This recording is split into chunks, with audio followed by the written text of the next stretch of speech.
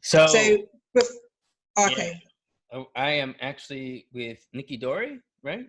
Dore, yeah. Dore? Yeah, Dore. Okay, I'm like adding stuff to your name.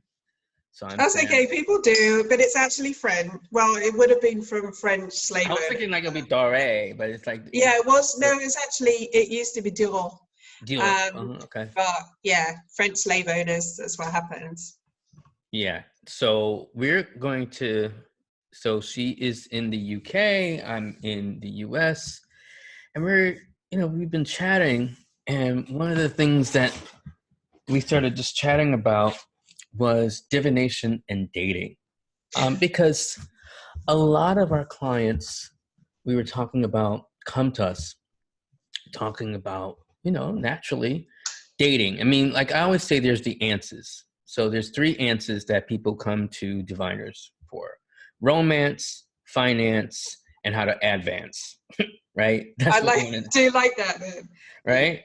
So romance is one of the key things people come up about. So we were just riffing, on Skype about dating. And so we just thought it would be a good conversation to encapsulate and talk about. And we're coming from different points of view, I believe. Right now, I think in our last conversation, we seem to be in agreement with a lot of things. But, obviously, as a British Black woman, me as a U.S. Black man, it's going to be definitely different. But let's start with the question. In terms of dating and divination, what's most important for people to know? Nikki, what do you think? I think it's it, because note that some of our clients, we're not talking about people who don't do divination as well. Like I know, and I work with lots of people who are actually diviners. They do this and they get stuck in the realm of dating. Like I know tarotists who will actually throw their cards out a number of times and they'll read into it. So, and they will ask the same questions and they'll have people coming to them asking those questions as well. So I think the most thing is most people want to know about longevity. They want to guarantee that their relationship is going to work this time. Mm-hmm. So I think that's where a lot of the questions come from is, is essentially underneath it, is he going to hurt me? Is he going to leave me? Is he going to, and it can be the other way. So let's not say, I'm just using that example. Right. Is Sure. she the right one for me? Is a lot of the questions are, can I trust that this is right? Can I trust myself? Well, so let's answer that or talk about it. Can the person trust him or herself? I mean, should they? Like, what's the voice that we should hear the loudest or trust the loudest when we do divination, either as diviners ourselves or with our clients? I mean, I can start first. I won't just... Yeah, no, go ahead. You start. Right, rather than kind of like, you're on the hot seat. And then I'm quite good at the hot seat, but like we haven't had enough of you. So let's hear some of you. So. Right. So it's like, I don't want to feel like Dick Cavett and be like, okay, let me just kind of put you in the hot seat and keep grilling you. Well, I'll say this. I have a practice. I mean, I'm married now, so I'm not dating. But when I was dating, my practice was I didn't look too hard at a chart or any charts. I'll be honest, as a cishet guy, I would look at the chart, if I knew her birth information or got all of her information, including the time, I would be looking to see like, well, is there sexual compatibility? Yeah, well, these are important things here. Right. I mean, but I didn't look too deeply, and there's a reason I didn't look too deeply. When I say too deeply, I didn't start to psychoanalyze, like, oh, what's that Moon-Saturn square about?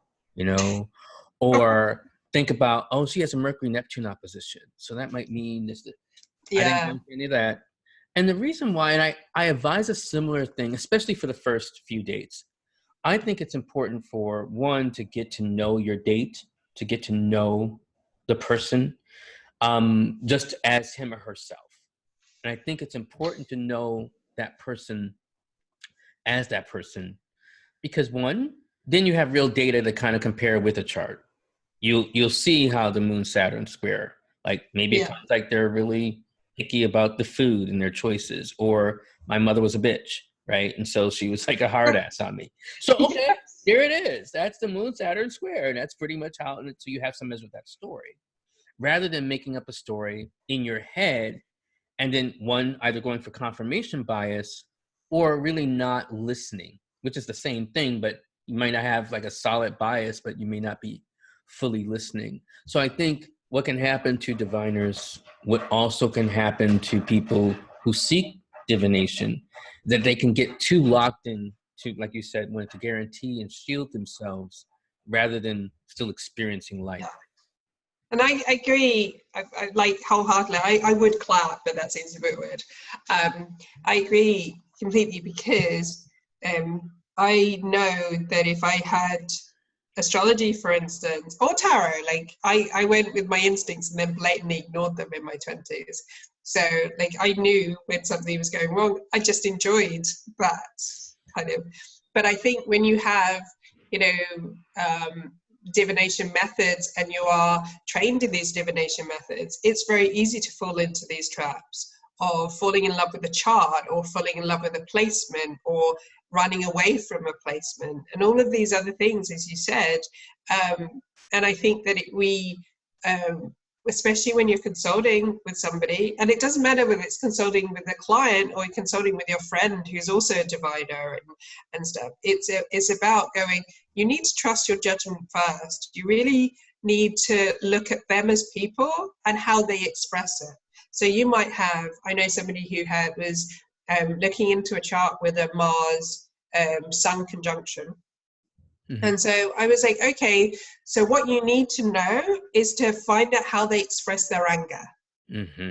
Not how, oh, that's awful. Just to find out, because you don't know how much they've moved on for their chart, which is why I don't like the malefic, because you can have that, but you had that at birth. But how do you do that now?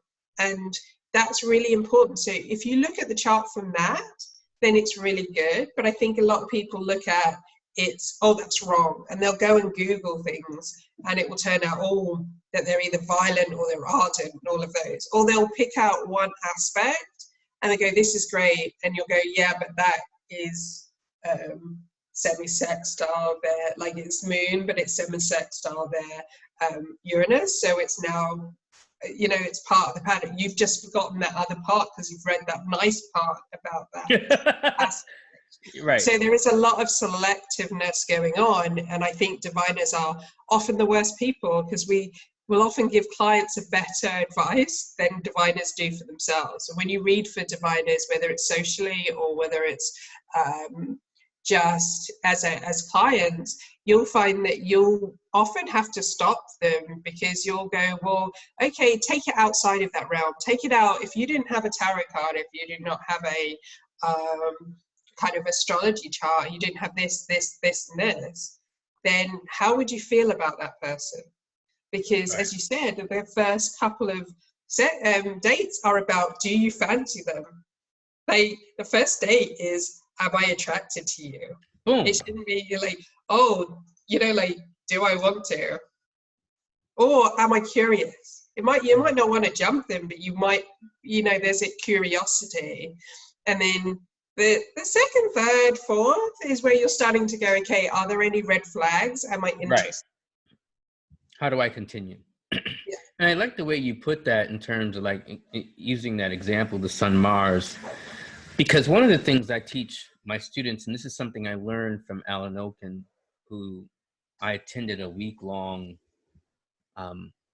conference of sorts that he had in New Mexico in 2003. And no, was it 2003? I think so. 2003.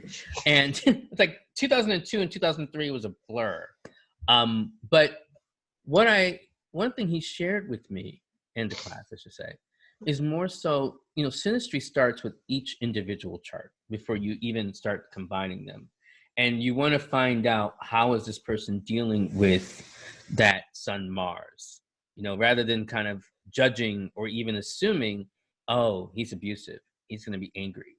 Well, it could be that Sun Mars comes out in a different way. Like it turns out that he's a captain of industry and he's, you know, using that in terms of executive ability. It might also be, yeah, he's bossy, but it doesn't come out like with blowing his top all the time. So there's ways in which you can see that it's active in that person's life. And of course, it's also going to depend on the sign placement, and definitively, even more so, I think, often on the house placement. So if it's a Sun Mars rising, you're going to see it. Yeah, you're going to see it pretty much straight away. Yeah. Whereas if it's in more of the hidden houses, like the fourth house, fifth house, you're not going to see it straight away. But I also like to liken it to, so there are date cards in tarot deck, which is probably, you know, so you'll have someone come and go, I'm going on a first date, can you tell me? And they'll, you know, they get really annoyed when, so like if you know the tower comes out, and or certain others like the wands now, and they want the cups, you know, the overflowing of kind of emotion and love, and you realize that what they really want is to fall in love at that first point. And I don't really believe, I think you fall in love with certain aspects of something, but so when they see that, I'm like, but don't you want to be attracted? Because surely when I see the Ace of Cups, I don't know if you know tarot at all, but I know some, yeah. There's an Ace of Cups, it's cup and it's outpouring. And when I see that come out for a first date, I know someone's crying. It's not good. So sometimes it'll be the other person erupting about, you know, like a past relationship.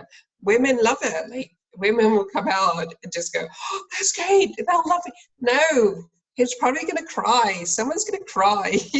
And it's that, you know, like knowing horses for courses. And we have to remember that not every relationship, we're not going to get the one every relationship. And if we don't do the ones in between, we won't actually be ready for that relationship afterwards. Can I talk about that? Yeah. Because this is like, if I had, because one of the things I was going to propose to you, like, what are we going to talk about, right? Because we're going toward this full moon, and we had a lot of different ideas, right? So we're going toward this full moon. We're in a moon in Taurus. And one thing I was like going to propose is like a love letter to our clients. Like what I would pour out to you, what I would want to know. So you just hit on something that I really would love to say more, especially to most of my clientele are women, right? So as a straight guy, I mean, I realize some things that I can share, and some things, when I say share, meaning some things I know from a cishet point of view, and some things I just don't know. Like I said, I learned from my clients. I know. So one of the things, though, I really want to say to more and more women that I know as a guy, because I've learned it in my guidum, right, is it's more so, you know, a lot of women, they kind of talk themselves out of like, well, it's not going to be anything, so why do it? I'm like, one, to keep your muscles flexed, you know, like keep dating just to kind of, you know, keep your toe in, you know, also, you might need a little plumber. A little plumbing, right? You might need your plumbing, because you might need to. I mean, because we guys do that. It's like, yo, I mean, we ain't got no future, but I'm gonna get my wick wet. So it's like, all right, I'm just giving real talk in that sense. No, don't worry, because bear in mind, I have a Scorpio descendant. I have a Virgo in Mars in Virgo in the 5th. So that's not, like, I'm not bothered by any of that. Well, I didn't think you were prudish, but the way that you really, people should be more direct about it. And that's one thing I would love to say, because I'm sex positive and sex forward with women or for women.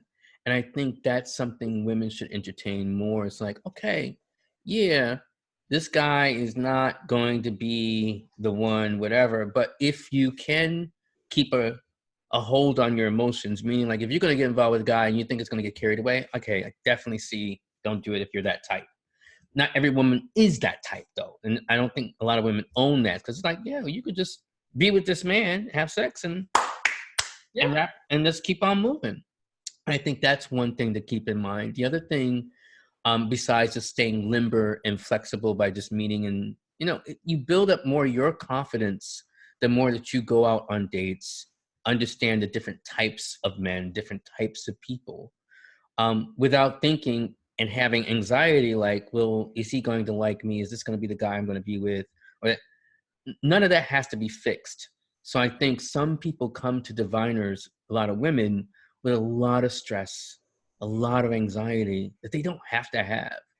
That is something I do appreciate from my gender. Men are like, oh, well, you know. No, you say that, but I have to slightly I think it's because you have probably more women than I have. I have women, but I have a lot of men, and I work in my day job in a very male environment. And so, you know, coaching the guys on how to do it is a lot of the time there is provider around there, and they have a lot more to lose in the fact that they have a woman who goes up to a guy and gets knocked back is going to be supported by the friends. The guy is going to be laughed at. They're going to dine out on that for a little bit. And also there is this idea that you have to be, you know, like you have to be in a certain macho stereotype and not bother, where actually there's a lot. It probably in my workplace there's a lot of Scorpios as well. So I've seen a lot of people get, you know, really quite kind of struggle with it. I've seen men being cheated on and being the single fathers of their, you know, children and just having enough. As I said to you previously, I've seen, especially with the Jupiter in Scorpio, I've seen a lot of men get to the end of their tether with long-term sexual frustration of not having sex and not knowing why. Clarify that. So you're talking about the transiting Jupiter and Scorpio that just passed, right? Yeah, I'm talking about that being the that's what you saw during that time. Yeah, the you know, like people coming out and saying it, like they've been in long-term relationships. We're talking 10 or plus years, and you know, various conversations where they said, you know, I love my wife and I love my children if they've got them, but I feel hurt, I feel betrayed, I feel all these things that you would expect women to say, and they've got to the end of their tether. I know relationships that have broken up where the guy has either issued an ultimatum or, you know, like one guy said to me, he said, you know, the thing is, if I now cheat on her because I want to feel appreciated, I want to feel loved, I want to feel valued, then I'm going to be the bad guy. And actually no one is questioning that she stopped having sex with me. She, you know, literally walks away from me and I feel like I'm not valued. I don't feel attractive. I feel all this. And actually, I think that Jupiter and Scorpio has brought out this whole side where, and I've seen it probably more with men than women, because I think women, it's easier for them to say it. And it's actually their acknowledgement that it's important to them. It's, you know, Jupiter expands and expands, and it's in Scorpio, which is a very, you know, a sign of power. And some of these women have been using sex as power, you know, in their relationships. They've not, you know, they've held on to that, and they've not even kind of talked about why. So I'm not saying that's for every man. I'm not saying that, but I've noticed that more since it's happened. I've seen a lot of relationships that I would have thought would have been rock solid, and I've spoken to a lot of men who've come up to speak to me about it, and it is very much they've come to their frustration. So I think that the gender roles are changing, and I think that men are coming out a little bit more and wanting a little bit more. And sometimes women, if anything, are going, some of them, not all of them, and I see it more, I don't know about the US, but the UK at the moment, they're being a little bit more like, okay, I'll date them and start them. Or, you know, especially if you're over a certain age, you don't really want to accumulate people. You don't want to keep going on dates. You have your own life. You know, like a lot of people have their own houses. They're in, you know, a better financial situation. So they're not so interested in spending their time willy-nilly. They're very much, and that's why you have a lot, I think, of women going for younger guys when they're older, because men of the same age in their 40s and 50s are going for the younger women. So they're not, they've got this whole issue where they kind of think their value is higher. Men's value is higher, and they feel, if they go for the younger. So they don't, and I had lots of men say really random excuses, like, oh yeah, I'm going to go for like mid to late 20s. I'm like, you're in your 40s. Why aren't you at least extending that age range?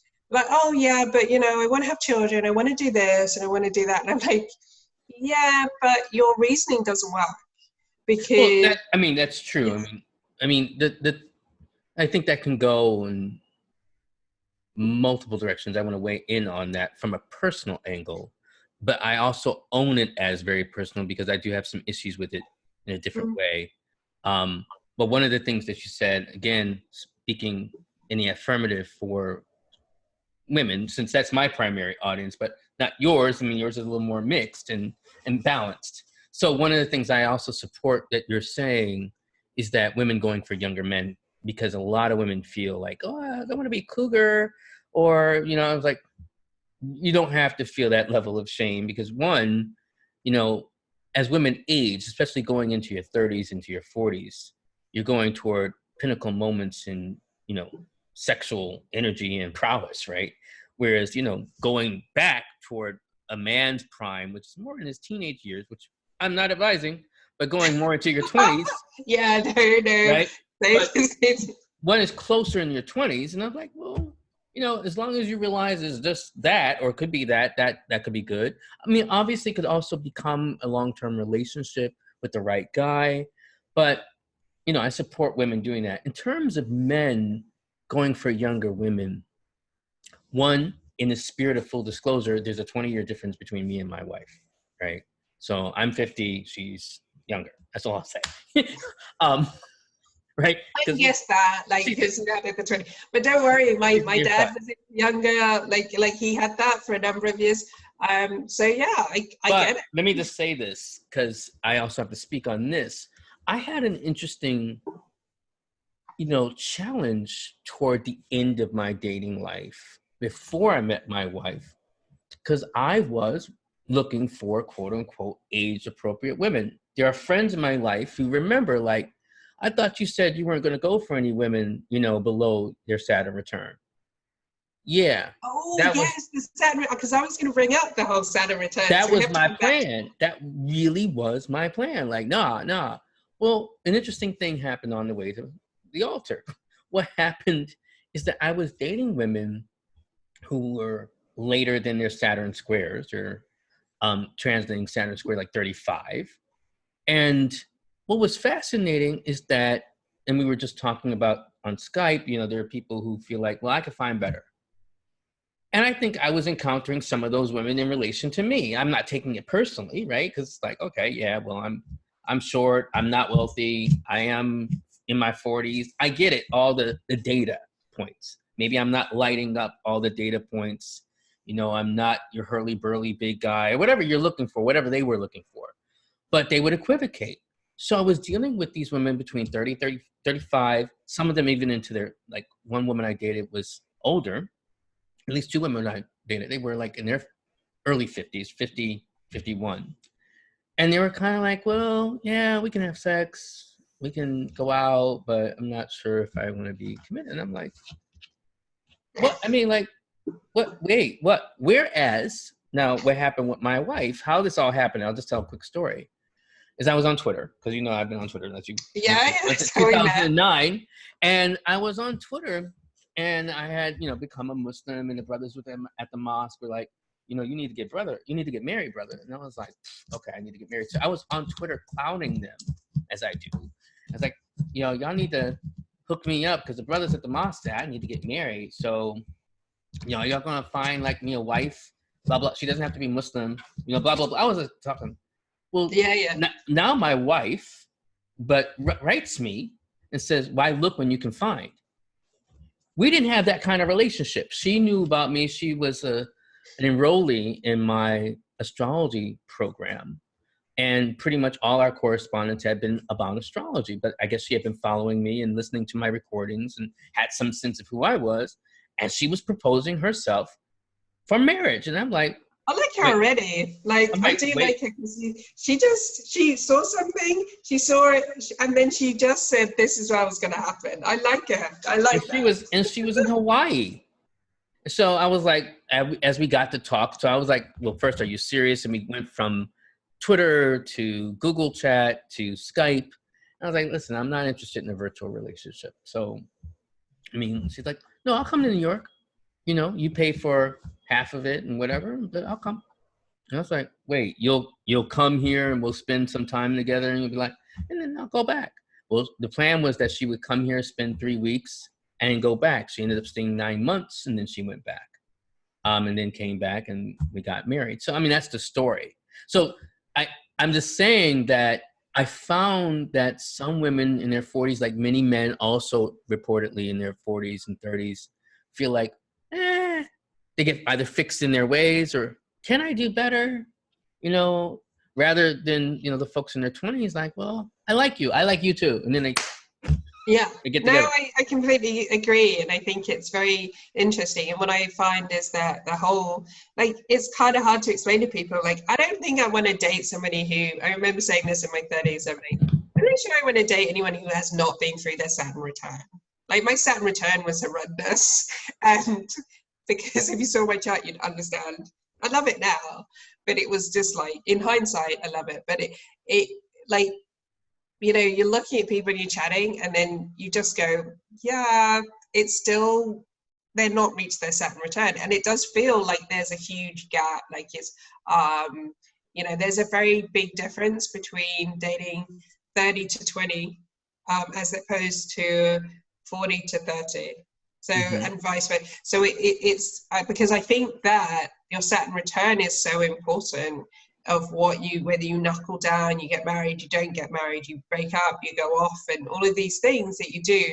But as someone said, as a reality check, it's really, it makes sense to even just be aware of their Saturn. So if they're not, if you don't have similar cycles in synastry as well, then you'll go out of sync. If someone doesn't, you need some kind of similar cycles, whether you've been in it and coming out of it, or you know, you have to have some shared experience, which is why in synastry it's really important that you have certain planets that are conjunct.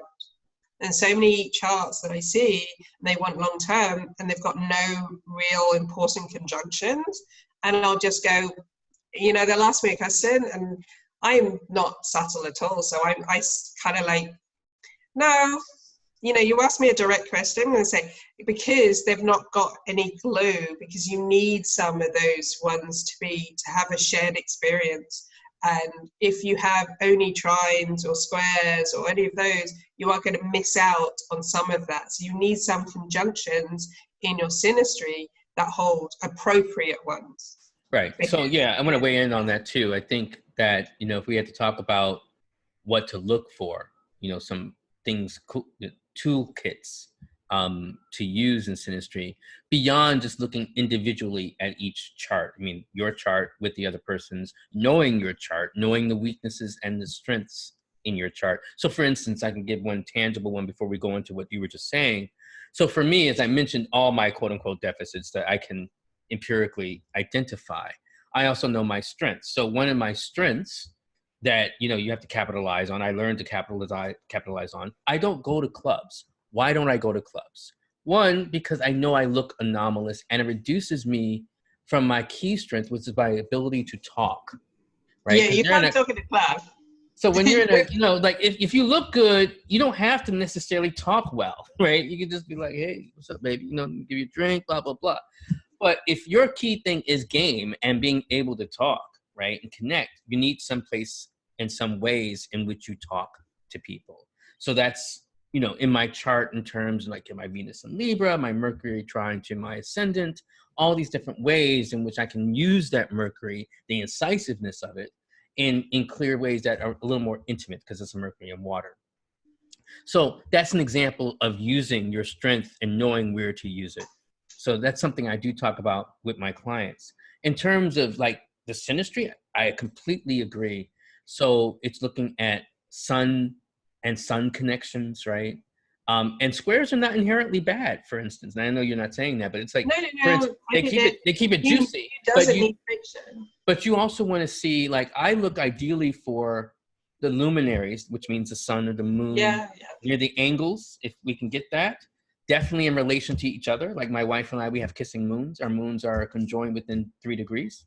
So I was like, when I saw that in her chart, I was like, okay, well, that bespeaks possibilities, right? So maybe the question here is like, because I think it'll be really nice to talk about the moon in a second in relation to relationships and where your realization. But when did you look at your synastry? Because obviously you would have known her chart through working in that. But when did you suddenly kind of, because you do have that when you look at somebody, even a client's chart, I'll go, okay, well, this transit, this is why they came to me. I can see that through this transit. And they'll go, oh, yeah, well, their node is this. That feels right. I understand why we're connecting at that point. And the same is for any other relationship. So when did you kind of think to yourself, when did you delve a little bit deeper in? Because there are two big moments. When I realized, especially after the first Google chat, which came after we had been talking about, you know, on Twitter, I was like, is she serious? So I had her information. So, and she had been talking, you know, one of the things my students would do is that they were expound on the first chart they have, which is their chart. So, so she had been expounding, especially talking a lot about Pluto and Mars. And I thought she had been studying astrology for a while because she signed up for my course. Maybe this is 3 months before she actually had pinged me. But she had only started studying astrology or known about astrology a month before she signed up for my course. Oh. But so that's her Mars-Pluto. So Mars-Pluto is like intense. Oh, it's obsessive. I've got enough space between them to understand that. Yeah. Yeah. So she's like, let me know everything. I want to dive in. So, so when after that conversation, that was, you know, we first connected in, I think, in February or March, and then I looked after the Google chat, and then just before she came, right? Because she came in June.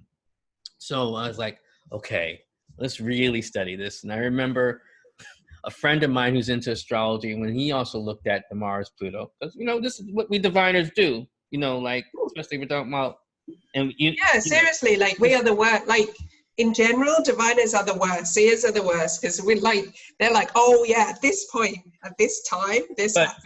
But my friend was like, when he saw the Mars-Pluto, he had a different reaction. He was like, and he was serious. He was like, are you going to hide the knives? Like, I mean, like, like, but I mean, like, seriously though, I mean, like, she has a Mars-Pluto moon square, like that. I mean, you just call me if you need that, you know, need to call me during that first argument or whatever. I'm there for you, bro. You know, so yeah, that's a good friend. So a good friend who calls you out and goes, yeah, I'll be there. Right. Yeah, he is like that. But anyway, that's kind of like, those are the times when I really looked at it. But it wasn't so much that I kept looking at it, was obsessed about it. And it was interesting because it was also instructive. I realized that there's some assumptions that I made that I don't think I might have made just being being an astrologer. So there's some things I learned that were different. It's a very much, I think it would be really good to go in a minute just to kind of talk about how we start looking at those charts, because I think that sometimes people start at the wrong point. As I said, they start with synastry, and actually I think it always starts with the transit that brings you together, or the energy that brings you together. And so as a, you know, like, I'm not an out and out astrologer. I use astrology with other things as well, but I will, you know, it's a significant day. Now, I don't know what that significant day is about. Like, even if I've been told, even if I see the cards, even if I see the transits, I'm thankfully slightly kind of like, oh, it'll be a good day. And you don't know when you meet someone whether it's for a few moments or that. So it's easier, because if not, you can get obsessed about that moment. You go around like looking around. But like, I'll go out going, this is an important day. I don't know why. And it can be for a variety of reasons. But the transit that brings you together, I think, is always important. So the transit of that day. So, you know, like, and then the transit of your communication initially. And I should look at that, and you might be like, you didn't look at that. I could also say the season, or when I say the season, I don't mean literally the actual calendrical season. It could be the time frame. So, for instance, in terms of what brought my wife and I together, that December, December 2011, I knew to expect some big change related to my career, because I believe it was a lunar eclipse at 18 Gemini or Sag. My midheaven is at 17 Sag. Her sun is at 17 Sag. So I wasn't surprised once I saw her sun. I was like, oh, this is how we we connected. And she's like, and that became our joke. It's like, I'm your noon, because she's at my midheaven. Yeah, no, that makes complete sense. Yeah, so that was the season, the time that eclipses, because eclipses can also be, especially when they hit angles, and not just the 7th house. Yeah. No, they, to me, eclipses are, I think there's too much emphasis in relationship astrology on the 7th house without looking at the rest of it. And I usually, in relationships, lunations are really important. So we have a full moon in Gemini at 0 something, I think it's 52. Now, I find it very interesting that I will look at somebody's year, especially when I'm doing mediumship or I'm doing psychic work. The timing, I find astrology working with that, the timing's good. So I kind of know something's happening, or I get a message. When I want to know exactly when, then I actually kind of go and look at their chart. And so if I see succession of lunations and then I look in, I go, okay, well, so last year we had, was it the new moons? No. Was it new moons? No, it must have been full moons at 26. That's right. So we had them at August, they went at 28. They went down rapidly after that. So each one went down to 27. Then they stuck at 26 in October. So September was 27. They went to 26. They stuck at 26 until earlier this year. So I think it was March, April at 26. So anything that hangs at that degree, it would have jangled your chart for the whole thing. So that's significant. It's going to hit off any transit. And the same with, you would have had an eclipse in there. So eclipses, as I said, like, they're game changers. You met her under that eclipse, so you knew it was significant. And it has to be quite a close eclipse. You know, the closer it is, the more potent. And I've met, most of the people that I met have had a significant lunation beforehand. Whether it be new or full moons, and it's triggered. We have to remember that new and full moons trigger off transits and progressions. And so when people are talking about important relationships, and then you look around and you're going, well, there's no new or full moons here, and there's none, there's none of this, and you're like, no, I can't see that being significant, because there's nothing. That new and full moons are about relationships, internal and external. So how can you have a new start or meet someone significant, or for that to change into something significant without a lunation, which is basically about relationships? It's your base in a chart, about your base needs for a relationship as well. So if you look at your moon phase in it, so as we have a full moon, it is going to be quite interesting to see how people react to it, considering Jupiter's there. So Jupiter is like something, and Mercury's hanging around the sun. Yeah, that when the sun is also hanging around with Mercury, and so it's an interesting time for relationship. You said you wanted to talk about the moon, not just the lunations, but the moon in synastry. So what is that? Is this what you meant, or you're talking about? Oh, to me, it's a mixture. I always like, the first thing I look at is moon phases, probably because I'm Cancerian. But moon phases always interest me. So I can't talk about, because obviously, so the sun and moon are in a relationship. So if we're talking about relationships, then you can't talk about the sun and the moon separately, because a lunation is about the synodic cycle. So I find it really frustrating, and it's a pet peeve when people go, oh, this planet is opposite the full moon. No, it might be opposite the moon or the sun, but a lunation is both. So we have to remember. So it's very interesting to see how you'll find that some people with a new or full moon, and also their realizations, depend on their moon phase. Like a new mooner is going to be better at the new moon. It's going to understand, get those really big hits or those integrations. But new mooners need people very much like them. So, you hear people go, oh, like they're in their 20s, they've just started a career, they're ambitious, they want someone who's similarly ambitious. And then you hear them list off all the things they want to do with this person. I'm like, so you need someone in this career, because if not, you're never going to see it, because you're very, career-minded, or perhaps you like running or something else. Yeah. In a pod is if you're a full mooner, then you are going to be attracted to what is opposite, which is different. You want you know, like, and you have an understanding of how relationships work at the base level when they're not working as well. If you're a quarter moon, whether first or last, you are very much needing same but different. So you need a little bit of friction, you need a little bit to help you grow, and you don't want everything to be, you know, smooth. Whereas if you have like a crescent or you have anything that's trine, you'll find that you need that harmony within it. Whereas that sounds odd because a lot of people go, well, actually, I need harmony, but there's different, you know, some people need a little bit of a banter. Oh, no. Well, they need a little more than even just a little bit. You definitely don't need a lot of stress, right? But no, but there's difference, yeah. Right. I definitely think people need some measure. I mean, I know you were just talking about the moons, but even in the general tenor between the charts, they need some squares. Oh, yeah. Because one, I think it keeps it sexy. Squares are, you know, along the trigger of Mars, traditionally. And I think you want to keep some measure of the dynamic tension, because if you have just sextiles, a lot of people think, oh, you know, there's a lot of sextiles between us and look at all the trines. And like, yeah, but after a while, you just feel like you either have a roommate or you're dating your brother, right? Yes. You know, and that's not what you're going to want. It's not sexy, and it's also not very, like, you know, it also depends how your chart is constructed as well, because I'm born with lots of squares, so when I see too much trines, I run. Like, I just look at it. Right.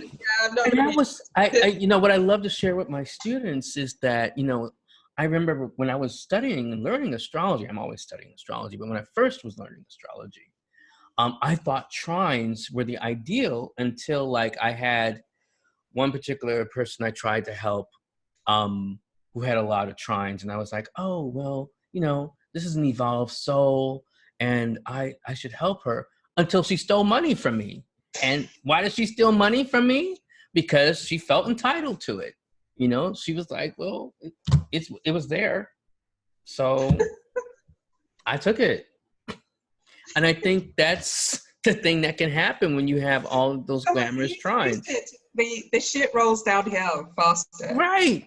So yeah, like, so it's like people have this idea of like trines being harmonious, but it can go downhill in one fair motion. Whereas, you know, if you use the analogy of working it out, they will come in and go out, or not want to go through it. Whereas a square is like going to go back and forth for a while. Mm-hmm.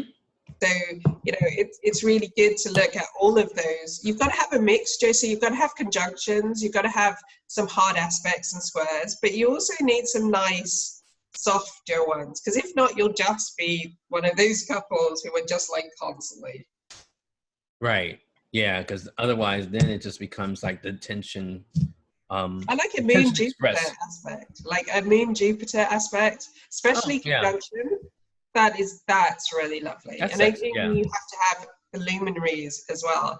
And then Saturn should be in there. I think we talked about that earlier, but we haven't said too much about it. Like, so for instance, you want Saturn to kind of be an anchor in the relationship. A lot of people are like, oh, I don't want Saturn involved. I do find some positions for Saturn a little more difficult than others, which again, just to specify for those who are viewing later, that I don't want you to think like your relationship is doomed. I do think Saturn on the moon by conjunction can be tough. I usually say that, well, that can feel like, you know, someone's raining on your parade, right? You know, but, yeah, Mars and Saturn too, though. It's very much like it can feel like driving, like chugging along.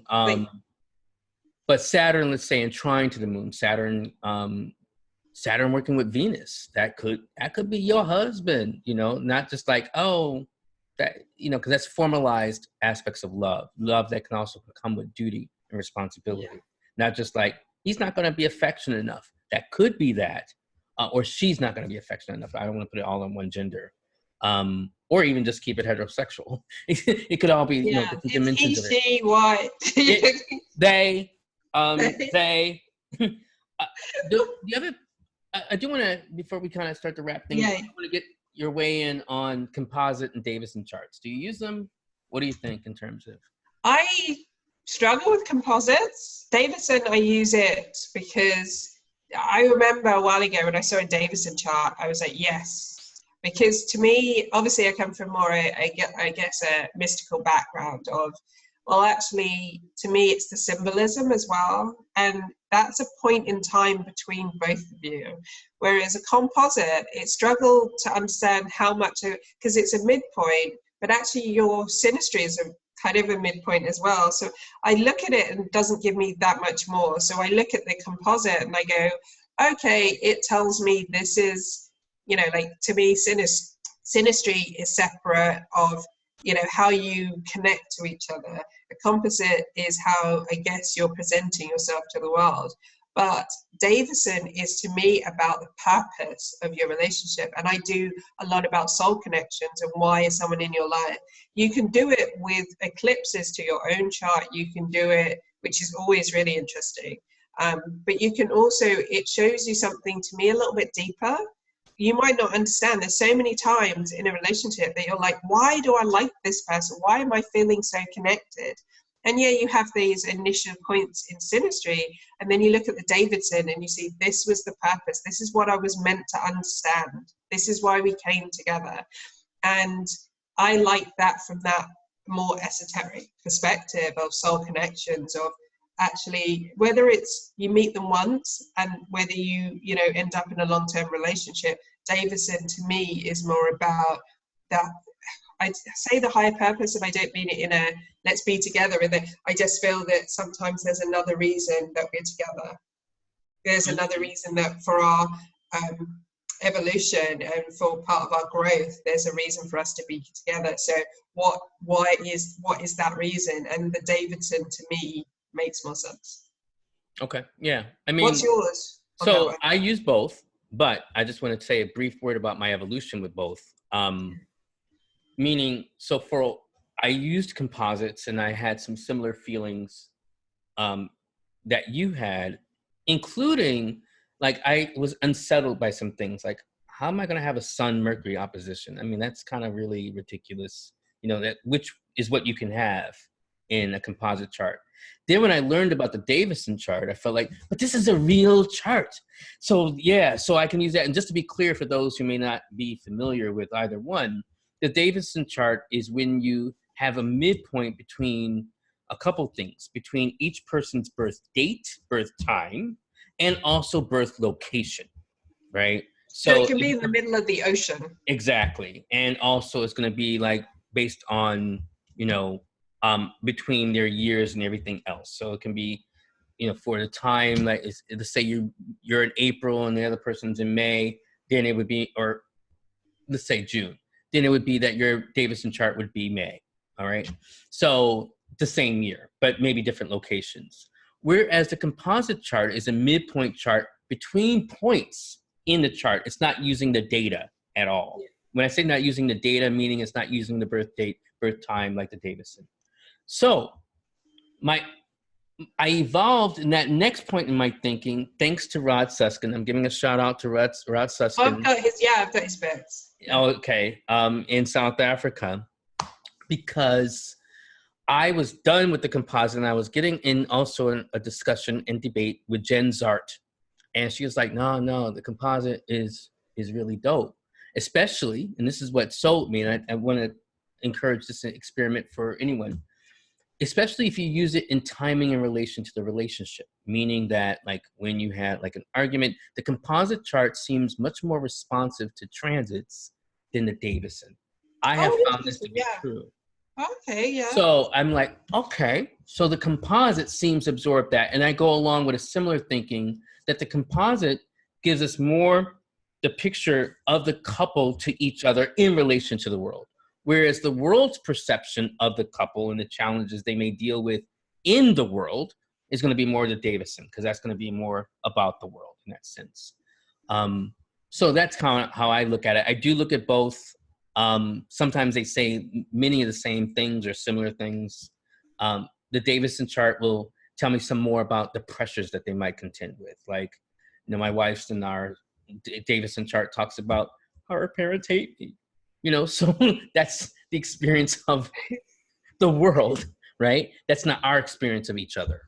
No, that's really good, because it's good to differentiate and good to use them together. I think I don't use the composite only because I don't usually need that information, because I can define that elsewhere as well. So like I can go into that connection and actually go, okay, this is how the connection is. This is how I see you as an energy together.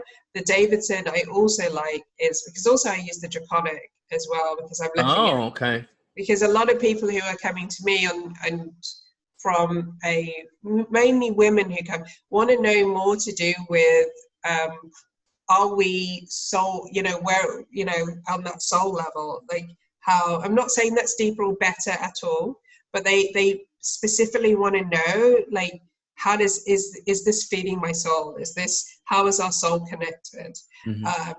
And I mean, I do poo-poo the whole, past lives. It's not because I don't, it's just anytime someone mentions, oh, we've got past life, they usually make an excuse for their relationship. So I can see it in the chart, and I can see it in their connection to themselves. So often I might use the composite to validate something and confirm what I've already felt, especially because it works that way. But I think that also, because I'm slightly lazy, I have to find the best route. When you're working with clients, you have to find the best route to an answer. But yeah, if it was you, you'd probably pore over all of those charts, and I would do the pre-eclipse, I would do the post-eclipse, look at the Saris cycle, because that's going to come in. Okay, wow. If you're doing it for yourself, you do the whole workout. But when you're doing it for a client, you only have limited amount of time. And resources. You have a lot of free time to. I've got Scorpio descendant. I want to know, and Virgo Mars, Mars and Virgo. So I want to know all that information of what, when, how, why. So and astrology allows you to go through a rabbit hole. It allows you to go down that rabbit hole and go. Whereas when you're with a client, you have limited that you can go through. So you tend to go, okay, if I'm doing relationships, I do this, this, and this, because you have to do the prep beforehand. You're using it in those. So with the Davison, you can do solar returns and things like that, which I find really great. But you have limited time in consultations versus when you're doing it for life. Unless you're doing a package where you're going through it step by step, you don't always have the time to go through all the nuances, like running all of the, looking at all the lunations and eclipses and all of those. Whereas if it's your own, you can make time to just dive in. Just dive in. Well, one last word about divination and dating. What a piece of advice, either for diviners or people seeking diviners related to dating, what's one piece of advice that you would like to share? And then I'll chime in with my own. Don't, for the first beginning. I think that you need to trust your own instincts and look at their behavior rather than their charts, first off. And then when you do use it to make a decision, then decide whether that's a joint decision or it's yours. So if it's a decision where we're deciding whether we're going to have a baby or move into a place, that's one thing. It's a joint decision. But if you're deciding whether you want to go forward in the relationship or that, discount the other person. Focus on your chart and how it relates to you. Because use derived house, all of that, but this is how you are rather than, and how your decision making within that process. So until you become we're making joint decisions, don't look at joint charts. Well said. On an even more basic level, I would also say to folks, get in touch with your aversions, like, in terms of either that's particular planets, which is usually not the case, or more particular signs. And that's really more the case. So you want to pay attention to where you're not integrating the lessons of that particular sign, which I think really is talking about the lessons of particular planets. So let me explain. So for instance, and I'm giving my own personal experience, Sagittarians used to annoy the fuck out of me, right? Because I'm like, it offended sometimes my Scorpionic and Virgoan sides, because there's a penchant, a Jupiterian penchant that I would find with Sagittarius to kind of exaggerate. So, you would be hanging out with them. And I had a good number of Sagittarians in my life. You go to a party and they might say, as you hear them talking about the party to someone else, Like, there were hundreds of people there. Bitch, I was with you. There were 25 people there. What are you talking about? So why are you exaggerating, right? So I was like, they're lying. And so I had this whole thing about Sagittarians. Don't you know, my wife is a double Sag rising, Sag sun. And and this happened, the transformation happened obviously before I got married, even though there's still some of those issues that we contend with. I had to make my own peace with enthusiasm. And in terms of like, yeah, there were hundreds of people there. But I mean, even though technically there were really 25, but it felt really good. Those are both true. And that's what we kind of learned from that. Because I'd see many clients, many people on Twitter, social media, like, I can't stand Scorpios. Oh, yeah. Blah, blah, blah. Or, Cancers, they're clingy. I'm like, that's what you got to attend to. That's excellent, because there's so many, you see that as aversions, and that's where they're like, I hate Taurians. Why do Taurians come up? And mine was Aquarius, so I understand. And then when you get used to it, you get saturated with them, and suddenly you realize, oh, actually, there's some part I need to be more like this. I need to get to grips. Same with tarot and various others. They'll have like the death card. Right. Everyone will hate it, but actually you have to make friends with that card, because if not, how can you read it? Exactly. How can you? If not, it's going to be your bogeyman. So, and I love the fact that you're very Sag person, so you've had to get in contact with that. Right. I'm working on my Jupiter, and it's funny because Jupiter is my least favorite planet. And what's interesting is that I have spent, a good portion of my career, especially since 2009, writing about Jupiter. It's kind of my own healing. I have Jupiter return reports. I'm fascinated by Jupiter returns. So it's like dealing with Jupiter. Saturn was my guy. Saturn and Mars. I understand Saturn and Mars. I mean, like, okay, I can deal with those guys. Jupiter's like, oh God. Jupiter's like, hey, where's the party? Let's go on. Let's have this. It's always a party, and like, I'm just like, no. You can't. Can you just give me a yes or no answer to this one question? Yeah. So, but anyway, how can people get in touch with you? So tell us. So you can go through my website, which is Damon Mediation.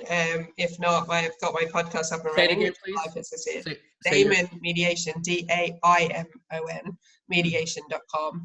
On Twitter, I'm Damon_mediator. So yeah, they can get in touch that way. On YouTube, I keep it really simple. I'm on YouTube with Damon Mediation. So, you can find that all the way through. And I'm Unlock Astrology, unlockastrology.com, unlockastrology@gmail.com. And also on Twitter, the sanitized account is Unlock Astrology. But if you kind of want to get me in my raw self, it's S as in Sam, F as in Fred, Reynolds. So, and because your name on there is Ebony Talker. It's Sky Talker, yeah. That's kind of it. I like that. I like that. And I also like the fact that you have a sanitized and unsanitized. And I like the unsanitized. So I have to say your unfiltered is worth a view. Thank you. Yeah, but I know there's some people like, I don't want to hear him talk about politics or random, hood stuff. I just want, just give me the stars. Just wear the horoscopes. So for those people who want that, Unlock Astrology. So that's where I go. But it's been great. It's been great. Yeah, this was fun. Thank you. So we'll have to do it again, and it was lovely talking to you. So what time is it there in New York now? It is 4:11.